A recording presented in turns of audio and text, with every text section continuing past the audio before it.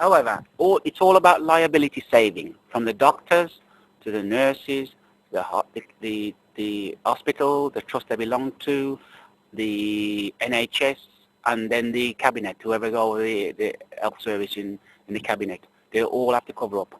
Now, the nurses, some of them are nice, some of them are old dragons who believe in protecting the system at all costs, regardless of how many die here. Right? There are one or two I would vouch for, some I would vouch for, but there are many that were willing to sell out the patients in these antipsychotic drugs until they die, just to secure their mortgages and their jobs and their industry expansion and their career moves, moving from nurse to ward manager and ward manager to senior nurse of the hospitals, right up to the management. And the governors are being tricked. Some of them have relatives who they've sold out into the mental health system. And yes, I'm talking about the governors. Some of them do have their relatives in the hospital, in the system. Some of them have been in the system themselves, but they have been sold, they've sold their soul basically to the industry, that they depend on their disability allowances or their relative disability allowances. They take jobs on the governorship.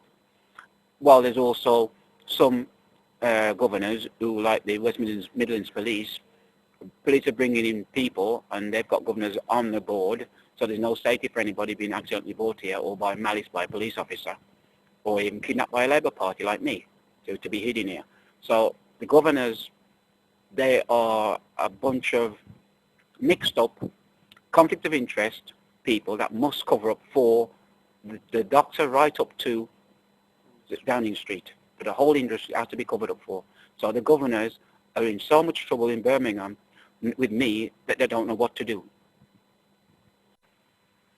The question is, how many have been kidnapped and brought here, like myself, at the end of the day? How big is the industry going to get?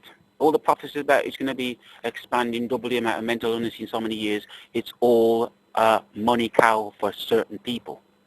Now, I'm a member of the the Public Defender UK, which is a ordinary people power group that went around helping each other when we were abused in the public by public officers. We'd write letters and postage and things to support ordinary members of the public from our own pockets.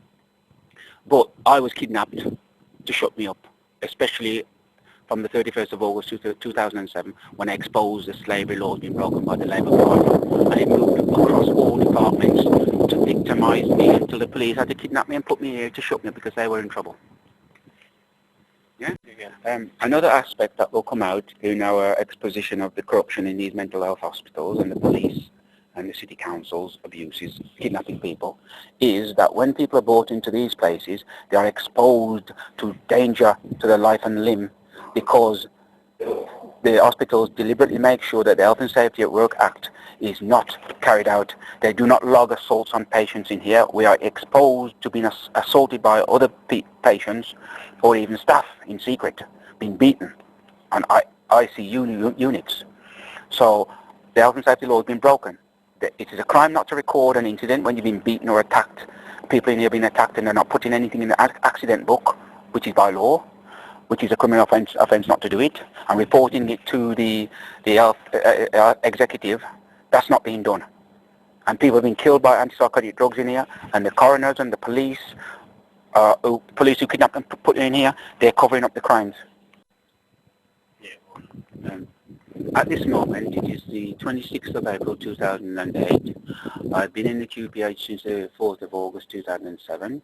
I've been abused by Dr. Ezian and his junior doctors, which are not my doctors, and my carers have told me they're not my doctors. But now it's got to the critical stage now that I've been, the nurses that were protecting me from the 6th of February from Dr. Ezian and his needles, all these nurses have been moved out of the hospital except the ones that I don't get along with, and new nurses are coming in, and they're setting me up to eventually use time to pounce on me with the needles again to turn me into a zombie so that I could never tell the story, or turn me into a real mental patient, which is what they do to a lot of people, send them out on medication and deliberately for years put medication in them so they've got raw material for their human trafficking hospital systems. what I'm saying is, after a person is fully grown to adulthood, the cells in the brain and the spine and the nervous system can only look for food in the blood to repair themselves. As they flow through the bloodstream, it sucks them in and repair themselves. But antipsychotic drugs cannot heal anyone, cannot cure anyone. All they can do as chemicals is zombify each cell. Just imagine a house full of bodies all drunk. All these little cells in the brain are all drunk.